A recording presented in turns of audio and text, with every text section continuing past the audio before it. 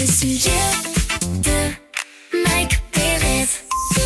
Très bonne matinée, merci d'être avec nous. Et attention, on va parler des automobilistes, aux automobilistes, car désormais, à partir de 17 ans, on peut se retrouver au volant, mon cher Mike. Oui, on peut conduire, mais à condition d'avoir passé son permis théorique, Oui. déjà la première chose. Oui. Et ensuite de quoi il faut conduire accompagné, évidemment. Ah oui, d'accord, ça c'est hyper important, effectivement. Bon, on en parle tout de suite, c'est ton sujet.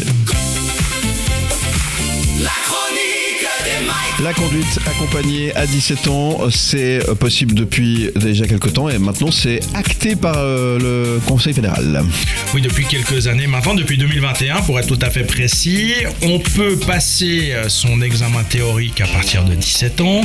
Du moment que tu as réussi ton examen théorique, tu peux commencer à conduire accompagné évidemment, et ensuite ça te prépare au mieux pour effectivement obtenir ton permis de conduire à l'âge de 18 ans. C'est une bonne chose. Mais il faut que tu aies conduit quand même pendant 12 mois, hein. Ça c'est extrêmement important.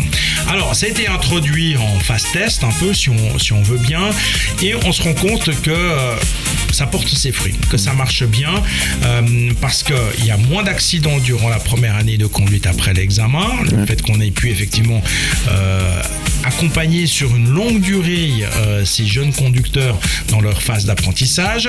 Il y a ensuite un meilleur taux de réussite à l'examen pratique, parce que je ne sais pas si tu te rappelles quand toi et moi avons passé notre permis. En fait, à l'époque, tu pouvais passer ton examen théorique, prendre 3 leçons, si tu étais plus ou moins débrouillard, te présenter à l'examen, et puis tu tentais ta chance. Avec un peu de chance, justement, ça pouvait passer. Ça, c'est plus le cas aujourd'hui, c'est plus possible. Il faut qu'effectivement qu'il y ait un certain nombre d'heures de conduite et une durée effectivement d'apprentissage. Et puis on constate aussi moins de retrait de permis chez les nouveaux conducteurs. Donc voilà, tous ces indicateurs montrent que le système fait ses preuves, et c'est la raison pour laquelle le Conseil fédéral a acté et a dit ok, on a testé ça pendant 5 ans, on se rend compte que ça marche, que c'est effectivement positif, donc on va continuer dans cette direction-là, et ça veut dire qu'à partir de maintenant, les jeunes vont, à partir de maintenant, c'est déjà le cas, mais ça va donc durer. Tu peux passer ta théorie à 17 ans, tu peux conduire pendant une année avec tes parents, avec un moniteur, avec qui tu veux, quoi, et ensuite de quoi tu peux passer ton permis en ayant déjà une vraie expérience, pas en ayant juste fait 3 cours et puis conduit 3 fois. Ouais, c'est important. Ouais. Exactement. Donc c'est quelque chose qui est positif aussi pour les familles, parce que ça laisse le temps. En fait, ça enlève en quelque sorte une pression que se mettent les jeunes. Et je parle en connaissance de cause. Moi, effectivement, j'avais qu'une obsession à 18 ans, c'était d'avoir mon permis le plus rapidement possible. Et je pense que je suis pas le seul dans ce cas-là. Et finalement, le fait de dire, ok, passe ta théorie tranquillement à 17 ans, conduis tranquillement pendant 12 mois, et ensuite tu pourras passer ton examen pratique à 18 ans. Ça laisse le temps de faire les choses tranquillement, sans stress, sans pression, et ça laisse le temps justement d'acquérir les bases nécessaires et suffisantes pour ensuite se pointer à l'examen pratique en étant prêt vraiment, et puis ensuite de se lancer sur la route en ayant de vraies bases et déjà une certaine expérience.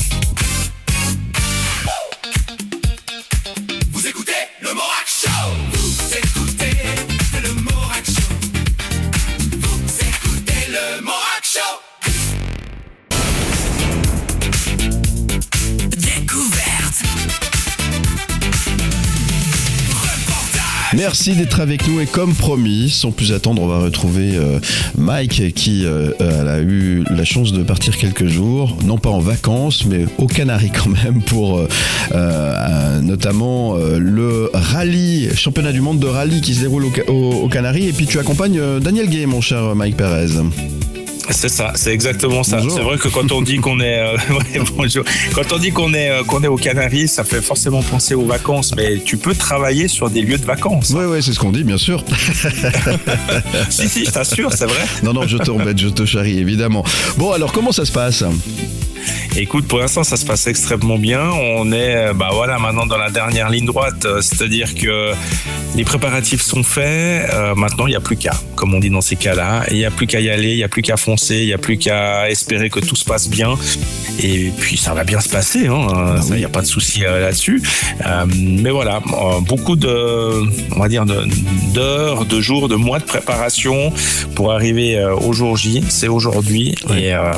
Et puis, il y a beaucoup d'excitation aussi, c'est vrai. Ouais, il faut juste aussi rappeler que c'est le seul Suisse qui représente finalement, qui est représenté à ce championnat. Exactement.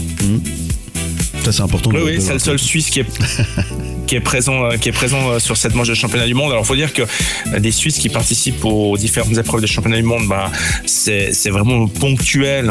Il y en a quelques-uns qui vont au rallye de Monte-Carlo parce que c'est le plus mythique et le plus proche finalement de notre pays. Dès qu'on s'éloigne un tout petit peu, oui, c'est vrai que ça devient un peu plus compliqué aussi d'un point de vue logistique, entre autres.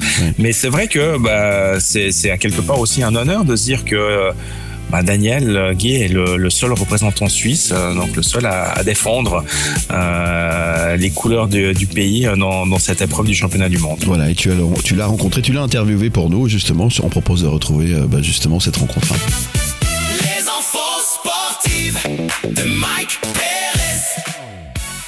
On est avec Daniel Gué au moment où il s'apprête à prendre le départ de ce rallye des Canaries. Daniel, tu as eu l'occasion là de t'acclimater, de prendre un peu tes repères ici sur l'île?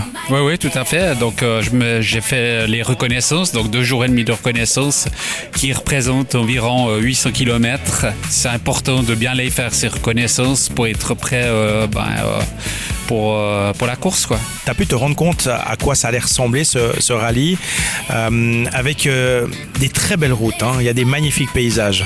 Ah ouais, tout à fait. J'étais vraiment surpris de voir des si beaux paysages et puis des routes vraiment bien faites, avec bien sécurisées, quand même, avec beaucoup de glissières, et puis surtout bien marquées. Les virages étaient aussi très bien notés. Donc c'est vrai que j'ai vu vraiment des routes magnifiques. Et j'ai rarement vu ça dans un rallye, vraiment des routes aussi belles, quoi. Alors il va falloir maintenant prendre le départ. On l'avait dit quand tu étais déjà venu nous rendre visite dans les studios. Ton objectif, ça reste avant tout de prendre du plaisir et puis d'aller jusqu'au bout, jusqu'à l'arrivée dimanche soir. Ça c'est clair que c'est le but. Mais je vois aussi que lors de la préparation qu'on a fait dimanche, où on a tourné, où on a pu se mesurer avec 15 autres pilotes qui étaient vraiment des top rallye 2. Donc le temps était assez bien, donc voilà, je suis assez positif pour essayer de faire quand même un bon résultat et puis de m'améliorer au fil du rallye. Et puis après, mais c'est surtout de rallier l'arrivée qui est important, quoi. Ce qui t'a marqué aussi depuis ton arrivée ici aux Canaries, c'est l'engouement des gens. Il y a énormément de monde, que ce soit au parc d'assistance, que ce soit au bord des routes, quand il y a eu la séance d'essai. C'est vraiment la folie ici à ce niveau-là. Ah ouais, tout à fait, parce que déjà, rien que le dimanche avant le rallye, donc 4 jours avant, c'était déjà bondé de monde, et puis on sentait vraiment le public qui a une grosse ferveur, donc voilà, ça fait vraiment chaud au cœur de sentir que le rallye est apprécié ici. Et puis il y a vraiment énormément de monde déjà aujourd'hui au parc d'assistance, donc c'était déjà bondé également. Donc on va faire une super spéciale ici sur un stade de foot où il y aura 30 à 32 000 personnes qui seront là pour nous voir, donc ça va être quelque chose d'assez incroyable. Il paraît qu'on t'a même arrêté, que tu as dû faire des photos, signer des autographes et tout. C'est une vie de rockstar ici. Ouais, un peu, ouais. C'est vrai que dès qu'on sait que un pilote qui va participer au rallye, ou bien même le copilote, c'est clair qu'on se fait prendre une photo, on doit signer des autographes. C'est vrai qu'on n'a pas l'habitude de ça, quoi. Bon, on te souhaite beaucoup de plaisir, bonne chance, et puis rendez-vous dimanche soir pour faire le bilan.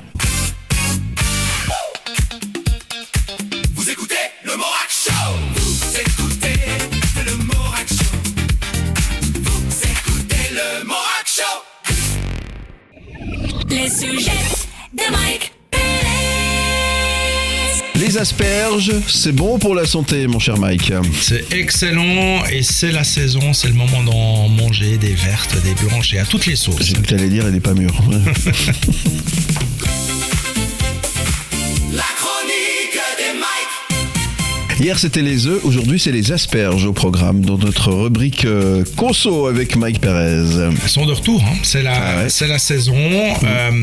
Ça démarre toujours aux alentours de la mi-avril, fin avril, hein, et ça va durer jusqu'au mois de juin.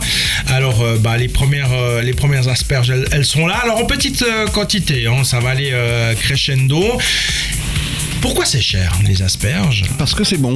Parce que c'est bon d'une part, ça c'est vrai, parce que c'est un produit rare et exigeant, hein. Il faut attendre 3 ans avant de pouvoir récolter une plantation. 3 ans ? Ouais. Ah ouais. Et si tu es déjà passé, par exemple, dans le plateau, le Ceyland, dans la région de Mora, par exemple, il y en a beaucoup, hein. Oui. Et que tu t'es un peu arrêté pour voir comment ça se produit et surtout ça se récolte, eh ben tu vas te rendre compte que ça se fait à la main. La tige, elle est coupée à la main, une par une. Tu peux pas mécaniser, tu peux pas automatiser cette récolte sans abîmer la plante. Donc ça demande beaucoup de travail. Et ça génère peu de volume, hein, peu de quantité. C'est pour ça que c'est extrêmement cher, hein. Donc ça se produit en Suisse beaucoup, hein. Il y a beaucoup d'asperges en Suisse, hein. Donc il n'y a pas de raison d'aller en acheter au magasin qui viennent de l'autre bout du monde, hein. Voilà. Il y a des asperges très bonnes qui sont produites chez nous. Il y a ces deux variétés, blanches ou vertes, hein. En fait, ça se joue à la lumière, hein, parce que les blanches, elles poussent en fait sous terre, à l'abri du soleil. Donc elles restent pâles et elles ont un goût un tout petit peu plus doux. Les vertes, elles voient la lumière, hein. Elles développent donc de la chlorophylle et elles ont ce goût un petit peu plus prononcé, presque noiseté. Et puis la popularité des asperges, c'est parce que justement c'est un bon produit. C'est excellent pour la santé. Elles sont peu caloriques, elles sont riches en vitamines, en minéraux, en antioxydants. En fait, elles cochent toutes les cases de ce que l'on recherche comme produit sain. Et ça fait travailler les reins. Ouais, c'est un vrai concentré de nutriments pour sortir de l'hiver. Alors oui, tu parles des reins. Pourquoi quand tu vas faire pipi après avoir mangé des asperges, ça sent pas bon ? C'est pas la même chose quand on mange des fraises, hein. Non, heureusement d'ailleurs.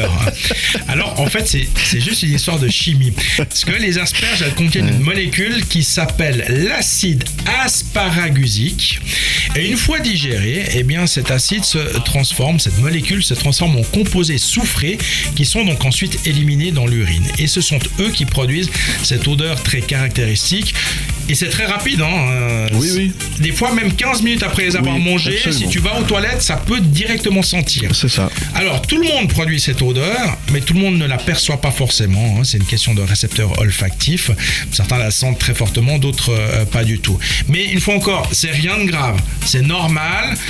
Faut pas t'inquiéter. C'est comme ça. C'est pas un dysfonctionnement ou quoi que ce soit. C'est une réaction chimique tout à fait standard. Et ce qu'il faut retenir, c'est que les asperges, oui, elles sont un petit peu chères, mais c'est excellent. Et puis effectivement, ça fait causer quand tu vas aux toilettes. Ben oui, si c'était que ça, c'est pas bien grave de toute façon. Mais c'est important de signaler, c'est normal. Voilà, c'est normal. Vous inquiétez pas. Pas d'inquiétude. Pas d'inquiétude. Très bien. Et c'est vrai qu'on aime ça, les asperges. Merci beaucoup, mon cher Mike. Vous restez avec nous. On va se retrouver dans un instant. À tout. Vous écoutez le Morak Show. Vous écoutez le Morak Show. Vous écoutez le Morak Show. Bonjour, Vanille. Bonjour Philippe. La chronique de Vanille. La chronique de Vanille. Alors, Vanille, aujourd'hui, on parle de quoi ? On parle du printemps, la plus belle de toutes les saisons. C'est vrai. Les cailloux, vraiment... chantent, les oiseaux pètent, c'est magnifique. Exactement, non mais c'est merveilleux, moi j'adore. Moi c'est vraiment la saison qui me rend heureuse et je pense j'ai l'impression qu'on sort de la naphtaline et on reprend vie un peu. Bon, si vous êtes heureux, je suis content. Très bien. De quoi on parle alors, ma chère Vanille, aujourd'hui ? Alors, du printemps, qui est la saison idéale pour aller à la rencontre du vin en Suisse romande. Bien sûr. Parce qu'il y a plein d'événements à ne pas manquer. Je sais que vous en connaissez la plupart, d'ailleurs, Philippe. Les caves ouvertes, par exemple, non ? Par exemple, exactement. différents. Il y a aussi, si vous êtes du côté de Lavaux, il y a Épaisse Nouveau en fait. C'est chaque premier samedi du mois de mai. C'est vraiment un super rendez-vous et j'espère que cette année ils auront le soleil à leur côté parce que c'est pas toujours le cas. Le début de mai, c'est toujours un petit peu périlleux. Ouais. Mais c'est un rendez-vous hyper convivial où les vignerons du village ouvrent leur cave pour faire découvrir leurs nouveaux millésimes. On se balade de cave en cave, on déguste, on discute, on rencontre. C'est simple, c'est authentique, c'est vraiment dans l'esprit du vin suisse. Donc c'est à Épaisse Nouveau, c'est magnifique, le village est sublime, avec bien sûr cette vue du Lavaux sur le Léman. Donc vraiment c'est à faire. Autre incontournable, vous en parliez, les caves ouvertes vaudoises, valaisannes ou encore genevoises. Là, c'est tout un canton qui ouvre ses portes pendant un week-end. Vous pouvez passer de domaine en domaine, découvrir des pépites, rencontrer des vignerons et surtout, bien sûr, déguster des vins directement à la source. Et puis, mais c'est la course justement de la dégustation. Et puis, côté événements plus ciblés aussi, il y a des rendez-vous comme le printemps des vins à Montreux. Je ne sais pas si vous avez déjà fait, Philippe. Non, pas du tout, mais j'en ai entendu parler par contre. Voilà, donc c'est des choses à faire ou encore des dégustations dans des lieux magnifiques au cœur de vignobles du Lavaux ou du Valais. Les vignerons ouvrent vraiment leur domaine à cette époque-là. Et déjà, on découvre des domaines absolument incroyables. Et puis, c'est toujours sympa d'aller avec une bande d'amis découvrir des vins à l'endroit même où le vin est produit. Je trouve ça assez magique. Oui, c'est sûr. Et puis, il y a une vraie évolution aujourd'hui autour du vin parce que on en parle, souvent, on en a assez parlé ensemble. Maintenant, le vin doit devenir une expérience pour survivre. Donc, on voit apparaître des brunchs dans les vignes, des balades dégustation, des événements qui mêlent musique, vin dans des caveaux, dans des domaines, des concerts. On peut même prendre le bain dans les vignes. Enfin, c'est absolument magique. Ouais. Donc, moi, je vous dis, le printemps, c'est le moment de se tourner vers les domaines, vers les vignes et d'aller renouer avec cette culture ancestrale qui est absolument génial de la vigne et du vin. Ouais, et vivre des expériences, parce que c'est ça aussi. Exactement. C'est hyper intéressant. Merci beaucoup, ma chère Vanny. C'était encore une semaine fort enrichissante à passer en votre compagnie chaque jour, un petit moment, et qui donne soif aussi, il faut bien le dire, mais dans le bon sens du terme. C'est vrai, ouais, d'accord. N'oubliez pas l'eau aussi. Je parle du vin, mais j'aime beaucoup l'eau.